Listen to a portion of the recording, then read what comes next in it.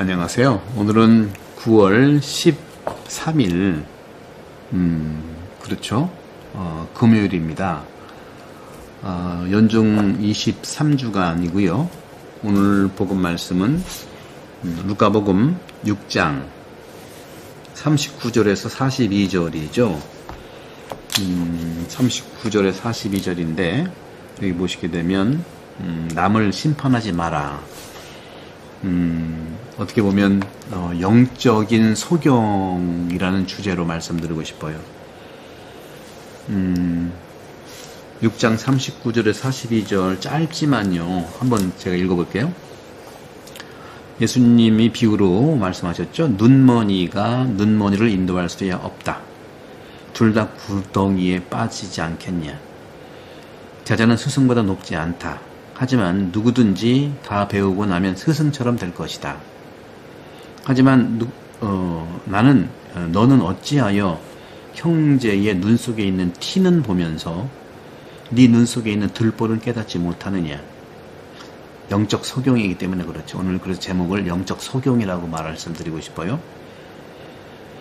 넌 어찌하여 형제 눈 속에 티는 보면서 네 눈 속에 들보는 깨닫지 못하느냐.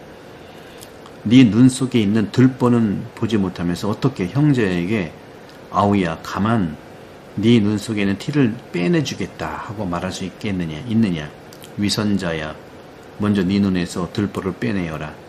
그래야 네가 형제의 눈에 있는 티를 뚜렷이 보고 빼낼 수 있을 것이다.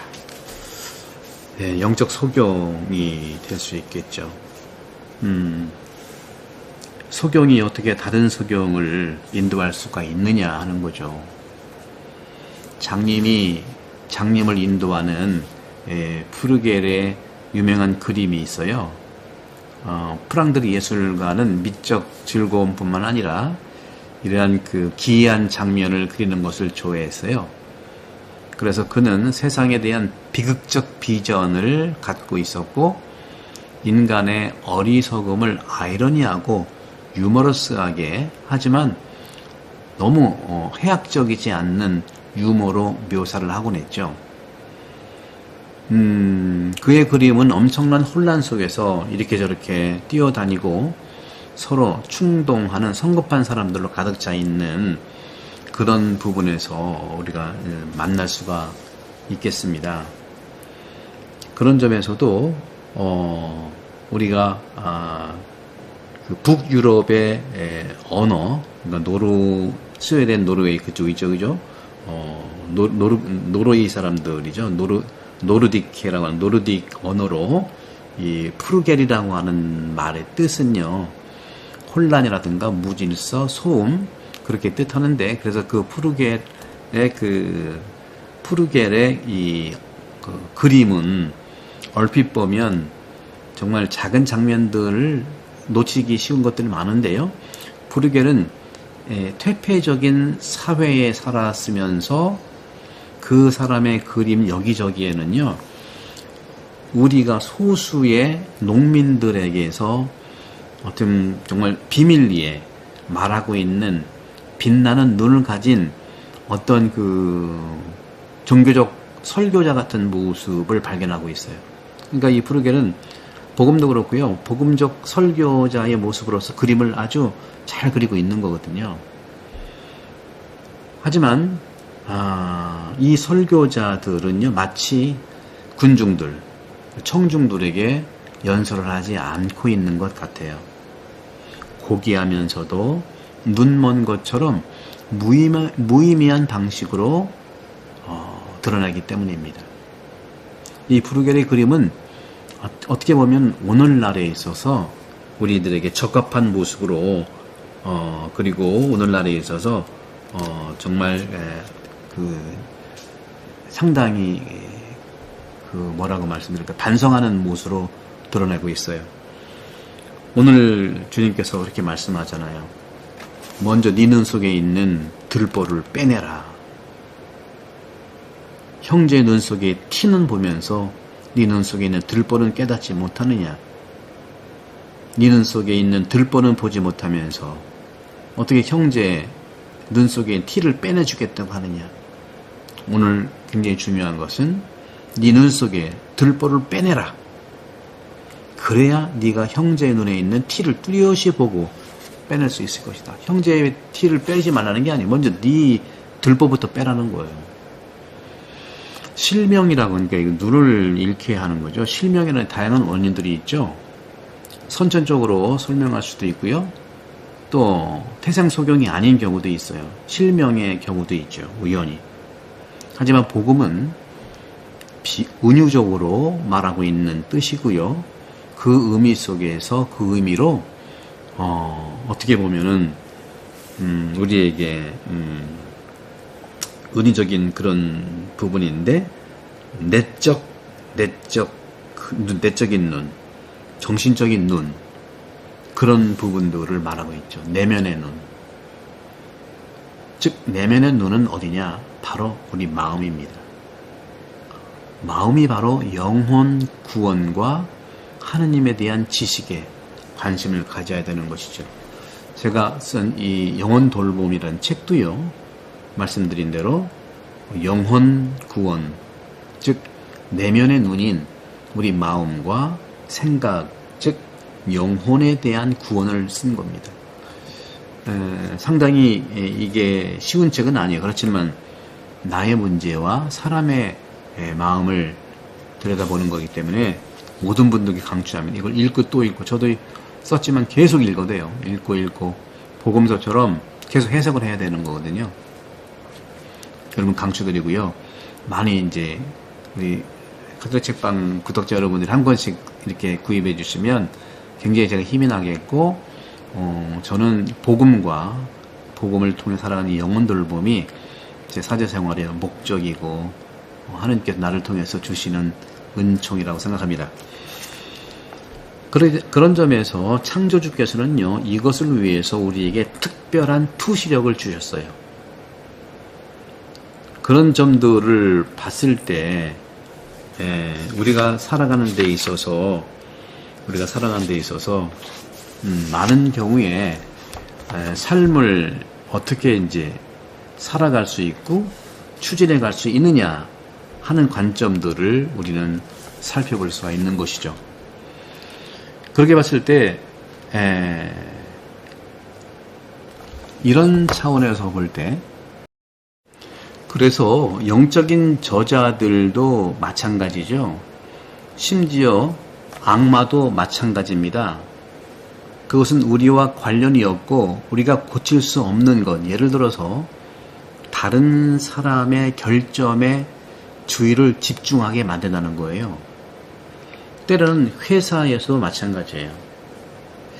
빨대처럼 작지만 흥미를 유발할 수 있는 것이죠. 나머지 시간조차도 비슷한 유혹에 시달려 있기 때문에 그리스도께서 요한의 운명을 알고 싶다는 베드로에게도 이런 문구를 서로 반복하고 있지 않습니까? 베드로가 그 사도 요한의 미래에 대해서 궁금해서 21장 22절을 제가 읽어드릴게요. 주님이 뭐라고 하셨는지. 21장 22절입니다. 거기에 보시면 그렇게 말씀해요. 예수께 사랑하신 제자와 베드로인데, 예수님께서, 그러니까 베드로가, 제자를 본 베드로가 예수님께 주님, 이 사람이 어떻게 되겠습니까? 하고 물었다. 예수님께서 내가 올 때까지 그가 살아있기를 내가 바란다 할지라도 그것이 너 무슨 상관이 있느냐? 너는 나를 따르라 하고 말씀하셨습니다. 그렇습니다. 우리 그리스도인들도요, 비슷한 유혹에 시달려요. 그래서 그리스도께서 요한의 운명을 알고 그랬을 때 베드로에게 말씀하신 문구를 서로 반복하는 거예요. 당신이 나를 따르는 것이 중요하다. 너가 나를 따르는 게 중요하다는 말을 하는 거예요. 그러면서 어찌하여 형제의 눈 속에 있는 티는 보고 네 눈 속에 있는 들보는 깨닫지 못하느냐 하는 거죠. 너부터 살펴라는 거예요. 네 영혼 돌봄부터 하라 하는 거예요. 너 영혼 돌봄부터 하라. 그렇다면 우리는 다른 사람의 구원에 대해서 걱정을 해야 할까? 아니면 걱정하지 말아야 할까요? 왜 이기적으로 자기 자신에게만 주의를 집중해야 할까요? 그리스도인은요, 자기 자신뿐만 아니라 이웃의 완전함도 생각해야 합니다. 하지만 실제로 그렇게 하려면 다른 사람을 잘 알아야 되는데, 다른 사람을 잘 알기 위해서 나 자신을 선행해서 알아야 된다는 거예요.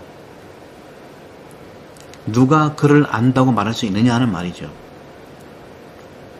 그런 점에서 심리학자들은요, 내가 나 자신에 대해서 갖고 있는 지식으로부터 시작해서 비유를 통해서 다른 사람을 안다고 말한다는 것이죠. 내가 아는 그 사람을 안다고 하는 거지, 실제로 그 사람이 그 사람으로서 알 수 있느냐. 이렇게 예술가의 여러 가지 작품들, 예술가의 이러한 그 노래들을 평가하려면 음악적인 큐가 있어야 하잖아요. 화가를 평가하려면 예술적 감각이 있어야 되잖아요. 다른 사람의 결점을 판단하려면 먼저 너 자신부터 돌보라는 것이에요. 모든 경우에 바로 이런 결과들은 새롭게 다른 사람을 만난다는 것입니다. 다시 말하면 우리가 잃어버린 모든 이런 열정들, 애정들, 그런 것들을 만나야 된다는 거예요. 왜냐하면 영적으로, 다시 말씀드리면 영적으로 우리가 살아가는 이 삶을 통해서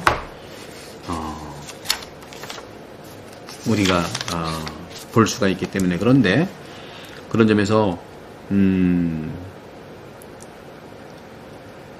다른 점들, 다른 사람의 결점을 다른 사람의 결점을 우리가 잘 안내하기 위해서 우리는 먼저 무엇보다도 우리의 죄를 먼저 알아차려야 되고요. 우리의 죄를 먼저 알아차려야 돼요. 그리고 무엇보다도 그 사람들 그것을 수정하고 판단하고 또 평가하는 것을 배워야 한다는 것입니다. 내 죄를 고치고 네 죄를 알아보라는 거예요. 먼저 너 자신을 돌보라는 거죠. 오늘 주님께서 말씀하신 내용들을 보시면서 우리 모두 영혼 돌봄 이 책 많이 읽으시고 애독해 주시고, 또 이 책을 통해서 그룹으로 이렇게 읽는 분들도 생겼다고 그래요. 여러분들 그룹으로 읽으실 때 한 땀 한 땀 잘 보시고 궁금한 거 있으면 여쭤보시면 제가 하나씩 다 알려드리겠습니다. 성부와 성자와 성령께서는 여러분 오도록 강복합니다. 감사합니다.